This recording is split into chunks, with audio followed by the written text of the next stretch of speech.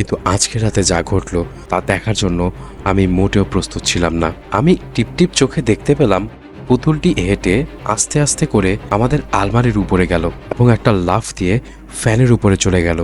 এরপর সেই ফ্যান ধরে পুতুলটি ঝুলছে এবং কি ভয়ঙ্কর এবং অদ্ভুতভাবে হাসছে। এটা দেখার জন্য আমি মোটেও প্রস্তুত ছিলাম না।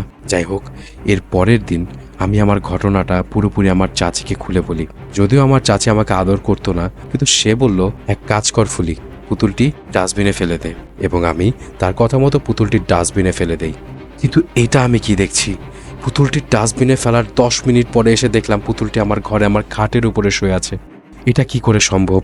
ঘটনা শুরু হয় চতুর্থ দিন রাতে। একটা কথা বলে রাখা ভালো, আমার চাচি সেই সময় অন্তঃসত্ত্বা মানে প্রেগনেন্ট ছিলেন। আমার চাচি হঠাৎ রাতেবেলা 12টার পর চিৎকার চেঁচামেচি করতে লাগলো,